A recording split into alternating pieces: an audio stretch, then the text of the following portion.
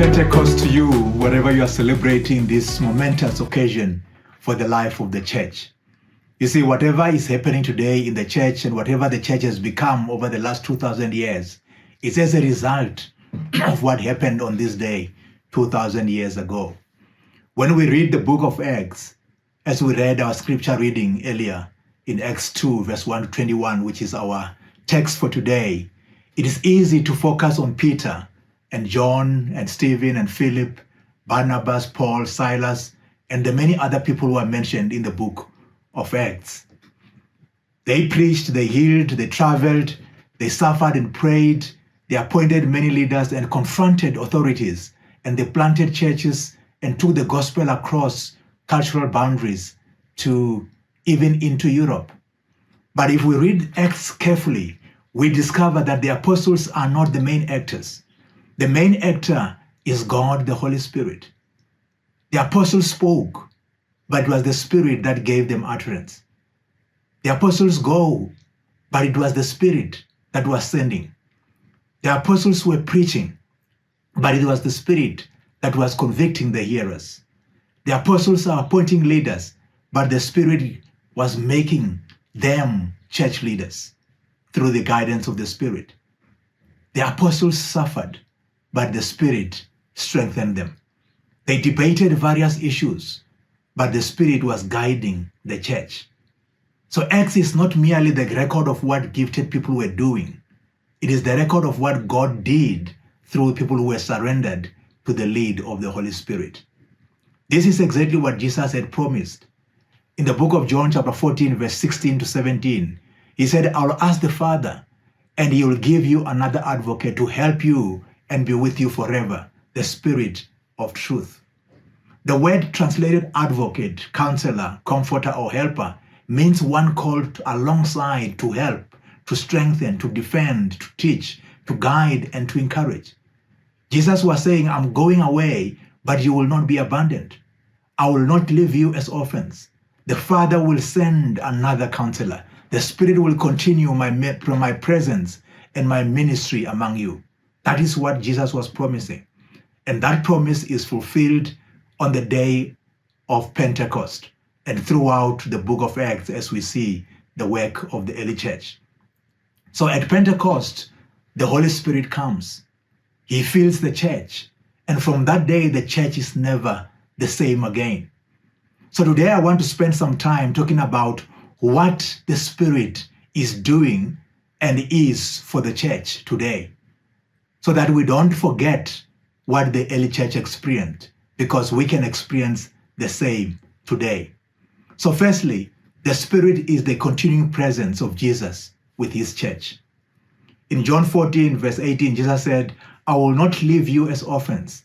I will come to you." And the Holy Spirit does not replace Jesus as though Jesus has disappeared.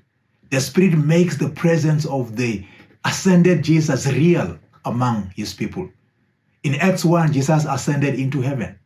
And in Acts 2 that we read earlier, the Holy Spirit descended upon the church. And the message is clear. Jesus reigns from heaven. And by the Spirit, he is present and active on earth through his people. The church is not an orphaned community trying to preserve the memory of Jesus. The church is the living body of Jesus, animated by the Spirit of Christ. That means the church today is not merely a human organization with religious programs. We are a Spirit-indwelt community. The same counselor who came at Pentecost is with the church today. We do not serve Christ who is merely behind us in history. We serve a Christ who is above us in glory. We serve a Christ who is within us by the Spirit. We serve a Christ who goes before us in mission because he's ever present with us. Secondly, the Spirit gives the church power for witness. In Acts 1 verse 8, Jesus had promised the disciples, "You will receive power when the Holy Spirit comes on you, and you will be my witnesses." This is the program statement for the book of Acts, if you like. The Spirit is given not merely for private blessing, but for public witness. The church receives power in order to bear witness to Jesus. In Acts 2, that was read for today, Peter stands up and preaches Christ crucified, risen, ascended, and the one who poured out the Spirit. This is the same Peter who denied Jesus 3 times before Jesus was crucified. But now he stands before a crowd boldly and he proclaims the gospel with boldness. What changed? Well, the Holy Spirit came. The Spirit turned fearful disciples into faithful witnesses. He turned silent believers into gospel proclaimers. And he turned ordinary people like you and I into ambassadors of the kingdom. This does not mean every believer becomes a preacher behind the pulpit, but every believer becomes a witness when the Spirit comes. A witness is someone who can say, this is what I've seen and heard. This is what Christ has done. This is what grace has done in me. And this is what the Spirit enables us to do. So the church today has the same Spirit. And therefore we are not called to witness in our own strength. We are endowed with power from above. And therefore the church has no excuse but to go out with boldness. So because the Spirit gives the church this boldness. In Acts 4, we see Peter again, Peter and John. They are threatened by the religious authorities and they are commanded not to speak in the name of Jesus. And the church responded by praying, not for comfort, but for boldness. And after they prayed, the place where they were meeting was shaken, and they were all filled with the Holy Spirit and spoke the word of God boldly. We are told in Acts 4, verse 31. Notice they had already received the Holy Spirit at Pentecost, yet here they are filled again for the challenge before them in that moment. And this is what we must be praying for every single day, that each day, whatever moment we are facing, that the Spirit may fill us to face that moment. Because this is what the Spirit is here for. He gives us fresh courage for fresh obedience in every moment. The church does not need boldness only once. We need boldness in every moment as we move through our lives. We need boldness to preach Christ in a world which sees Christ as foolishness. We need boldness to love in a world that is full of hate.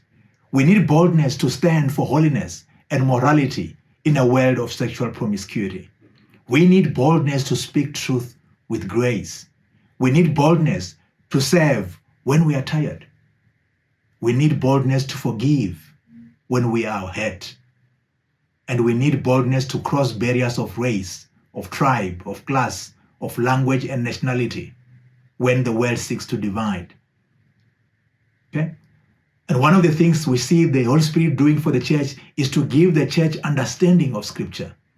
Jesus promised the advocate, the Holy Spirit, will teach you all things and will remind you of everything I've said to you.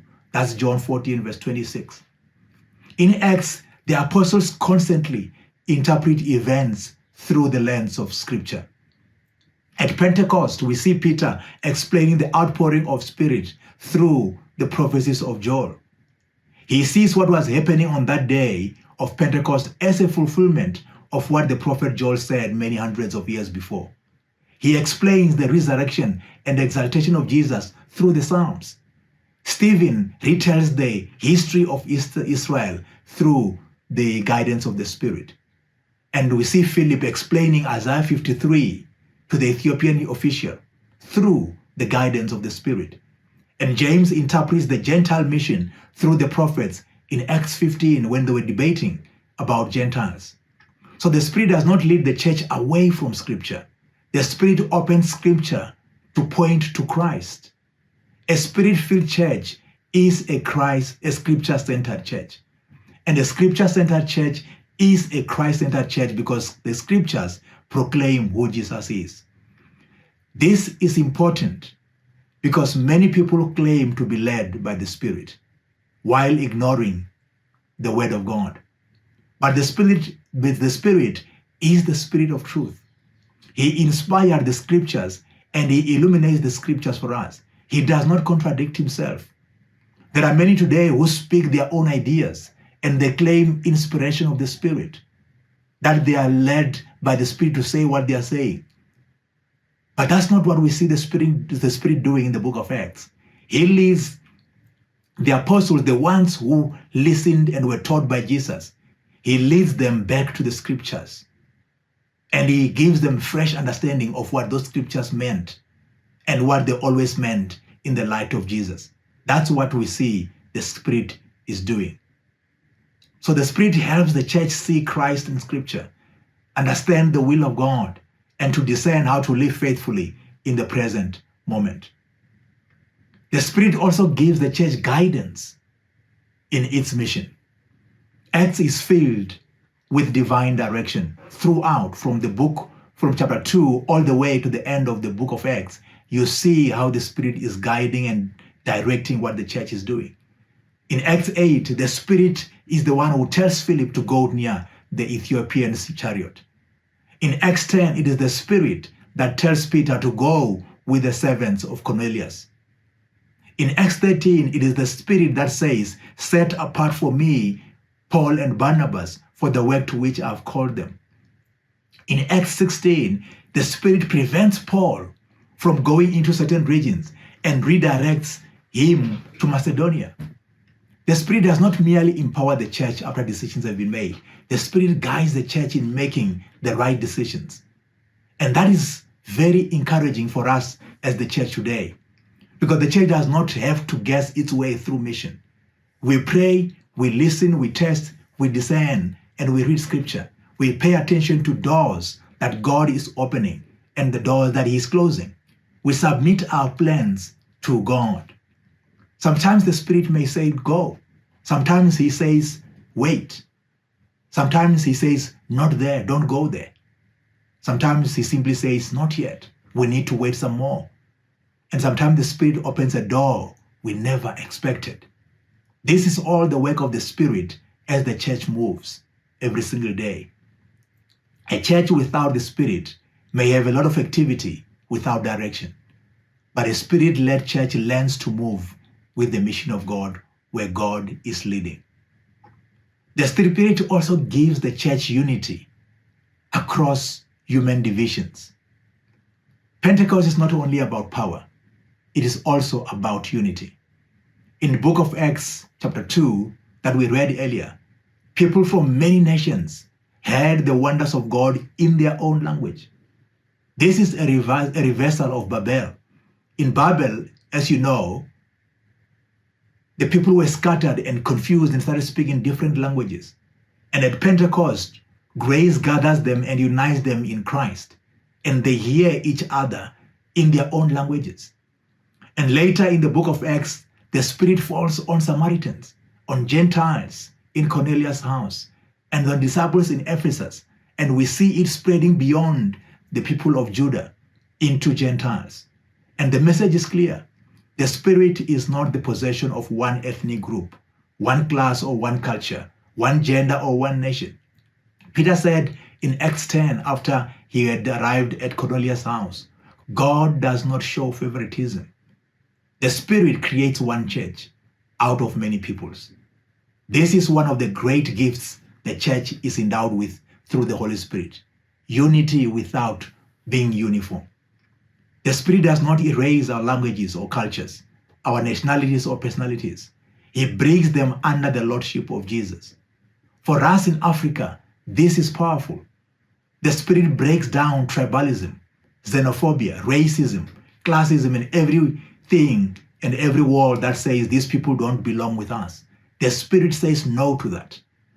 The Spirit teaches us to say we are one body of Jesus, that we have one Lord, that we share in one baptism, that we drink from one Spirit, and that we are the citizens of the one kingdom of God.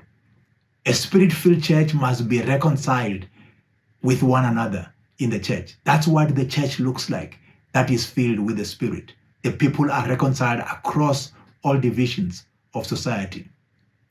And that is what we're called again on this day of Pentecost, to unity as the body of Christ. But also the church, the Spirit gives the church the gifts of ministry. Acts shows that ministry is not limited to the apostles. In Acts chapter 6, the church selected servants who are full of the Spirit and wisdom.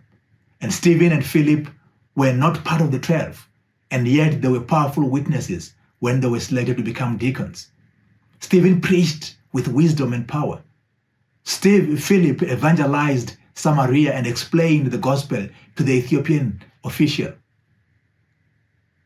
Barnabas encouraged, and ordinary believers scattered after persecution, and they preached wherever they went.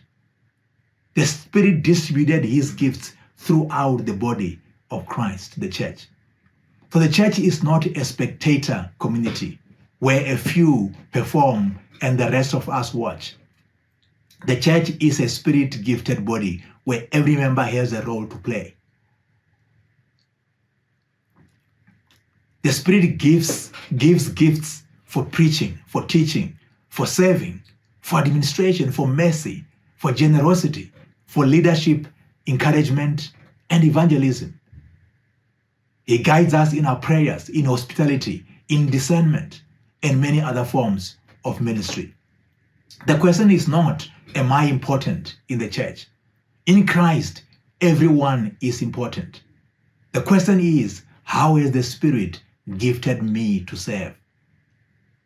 A church becomes healthy when every member understands this one truth. I have received the Spirit, therefore I have a ministry. And that is what all of us must come to know, that because we have received the Spirit, we have a ministry to do. The Spirit gives us as the church wisdom for leadership and for discernment.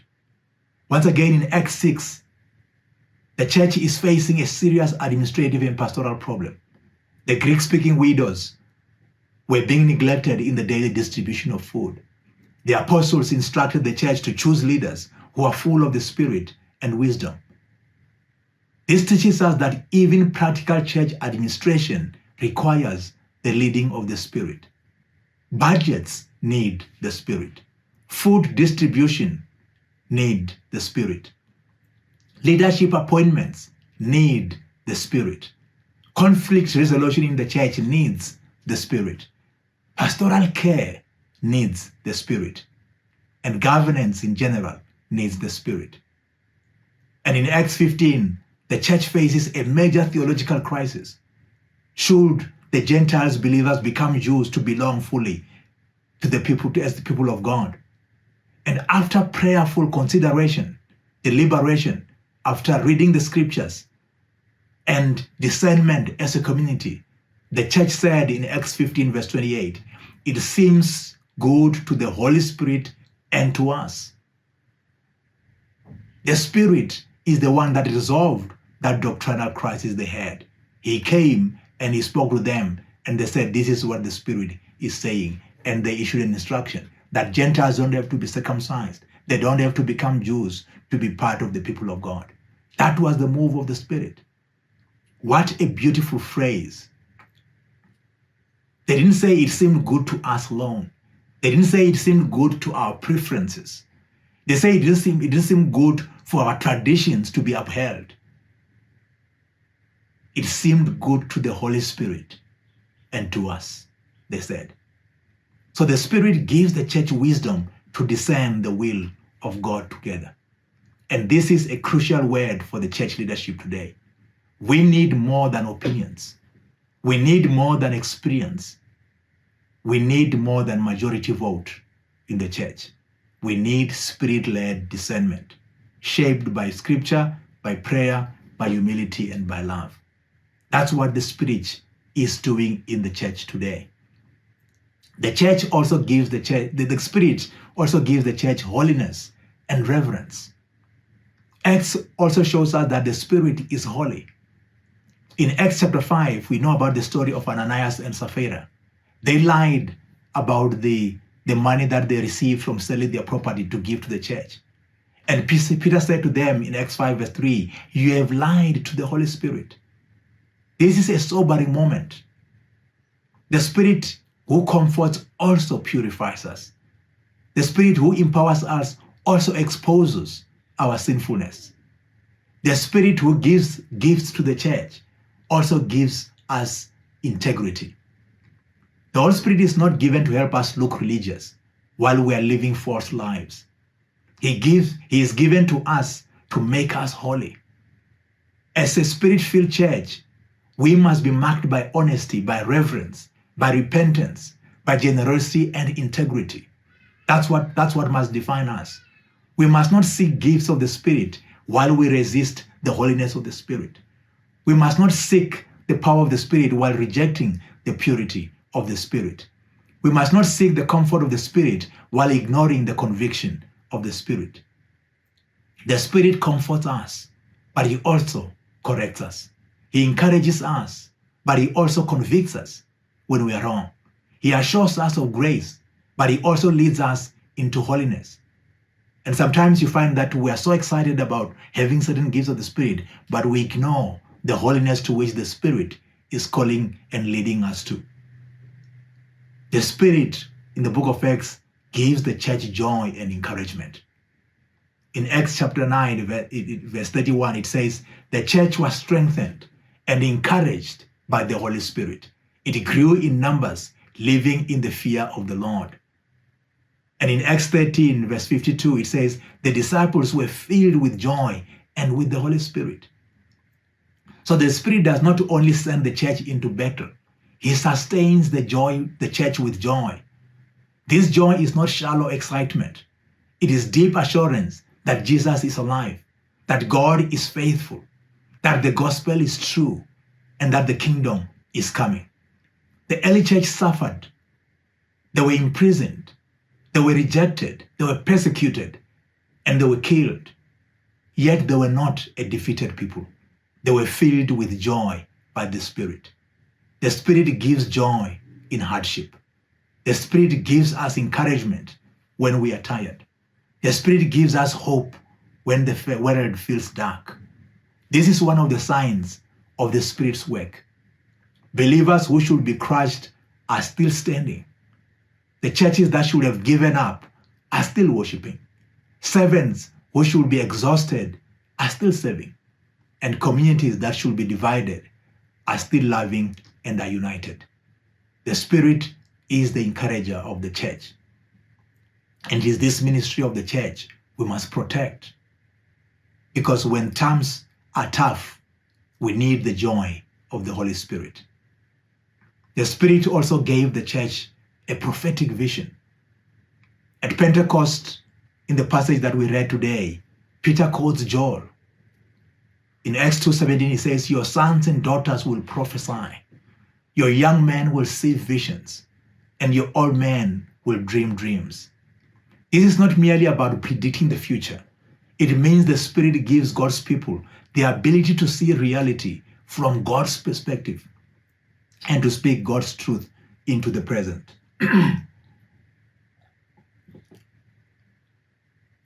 The Spirit helps us to see dry bones as a possible army. It is through the Spirit that we begin to see persecutors like Saul as future leaders in the church.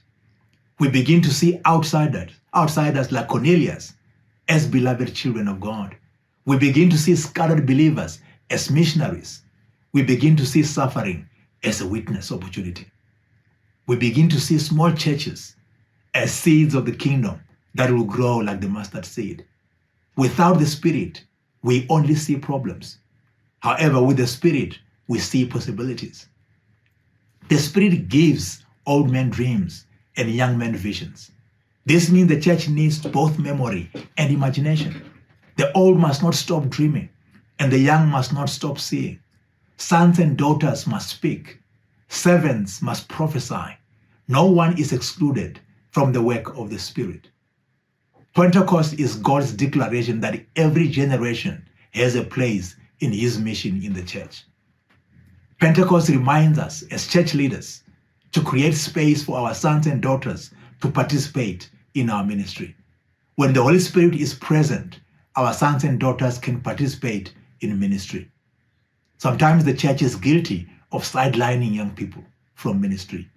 And Pentecost calls us back to the truth that says it is because the Spirit has been given to the church that young men and young women, our sons and our daughters, must get involved in ministry because God has a work for them to do.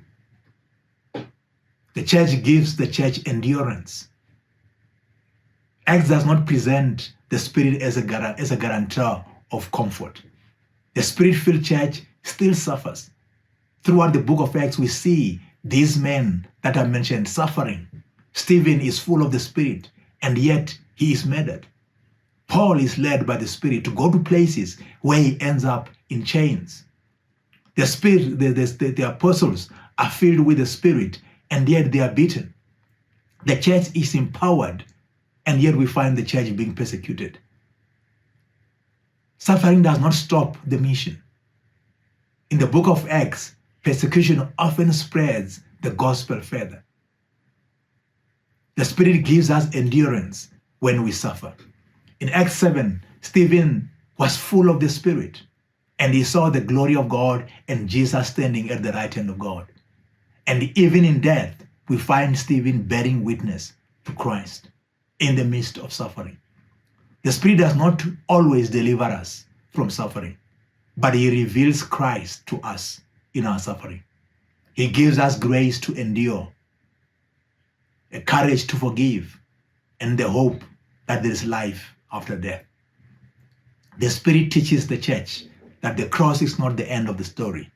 The resurrection is. That we can look beyond the fear of death. The Spirit gives the church its ministry to go out into the world. Acts begins in Jerusalem, but it ends in Rome. The gospel moved outward from Jerusalem, Judea, Samaria, to the ends of the earth, as Jesus had told them. This movement was not accidental. It was the work of the Spirit who was moving. And the Spirit is still moving today. It was the Spirit that sent Philip to that Ethiopian official in Acts 8. It was the Spirit that sends Peter to Cornelius in Acts 10. It was the Spirit that sent Barnabas and Saul from Antioch to go preach the gospel in other cities in Acts 13. It was the Spirit that opened the door of the gospel into Europe and into Africa that we are sitting in today. It is the Spirit that carried Paul all the way to Rome. The church in Acts is not a static church. It is a sent church. And if there is anything that Pentecost reminds us of, is that as a church, we are a sent people. We are sent with mission into the world. The Spirit does not only gather us for worship through the Hope Avenue. He sends us for witness through the Love Avenue. That's what the Spirit does. It has done that 2,000 years ago, and he is still doing that today. A church that has received the Spirit cannot be satisfied with maintaining itself. It must ask, where is the Spirit sending us? Who has not yet heard of the gospel? Who is outside our fellowship who needs to come in? Who is suffering in our neighborhood? Who is ignored? Who is forgotten? Who is waiting to hear about Christ? Pentecost reminds the church to turn its focus outward and not inward. That's what the Spirit does when he comes into the church. And if we are a Spirit-led church, we'll understand that our Love Avenue program, us going out into our neighborhood and our communities with the gospel, is what the Spirit wants to do. That's what the Spirit has always done in the history of the church. The Spirit gives the church assurance that Jesus is Lord. At Pentecost, Peter says Jesus has been exalted to the right hand of God, and he has poured out the Spirit. The outpouring of the Spirit is evidence that Jesus is alive and he is reigning. In Acts 2 verse 36, we're told, God has made this Jesus, whom you crucified, both Lord and Messiah. This is the words of Peter. This is central to our faith. The Spirit does not draw attention away from Jesus. The Spirit glorifies Jesus. Jesus himself said in John 16 verse 14, he will glorify me because it is from me that he will receive what he will make known to you. So the Holy Spirit is Christ-centered. He leads us to Jesus. He forms Jesus in us. He empowers us to witness to Jesus. He prepares us for the return of Jesus. A Spirit-filled church will always be a Jesus-centered church. A Spirit-filled church will always be a Jesus-centered church, because there is no conflict, there is no difference of opinion and mission between the Holy Spirit and Jesus. They are on the same mission. The Spirit is the Spirit of Christ. So the church is endowed with a lot of gifts by the Spirit. The church has not been left empty-handed. Through the Spirit, the church has been endowed with presence, the presence of Christ, with power to continue to do ministry, with boldness to speak with courage when we feel intimidated, with unity, with gifts and wisdom, with holiness, with encouragement when we need encouragement, and with the ability and the gift of worship as we gather and declare the wonders of God in our lives, and with hope about the future. So we should never say we have nothing. And as we conclude, the book of Acts does not end with a formal conclusion. It ends with Paul in Rome, preaching the kingdom of God and teaching about the Lord Jesus Christ with all boldness and without hindrance, it says. But why does the book of Acts end like that? It is because the story is not finished. It is because the book of Acts is not the Acts of the book of the apostles, as we said in the beginning. It is the Acts of the Holy Spirit. The apostles' ministry came to an end. Peter died. Paul died. Stephen died. Barnabas died. Philip died. But the Acts of the Holy Spirit did not end. The same Spirit is still at work with the church today. The counselor is still guiding the church today. The Spirit is still empowering ordinary believers like us today. He is still sending the gospel across nations. He is still comforting those who are broken. He is still convicting sinners to turn to Christ. And he is still raising up leaders. He is still giving the gifts of ministry to many in the church. And he is still helping us to declare that Jesus is Lord of our lives. So the question is not, for us, is not whether the Spirit is available. Jesus has already poured out his Spirit. The question is, are we available to the Spirit? Will we be witnesses? Will we be led by the Spirit? Will we allow the Holy Spirit to fill us? Will we allow the Holy Spirit to send us? Will we speak the goodness of God? Will we cross the barriers that divide people and seek for unity? And will we serve with the gifts that the Spirit has given us? The church today must pray. Our prayer must be, come, Holy Spirit, fill us again, guide us again, send us again, make us bold again.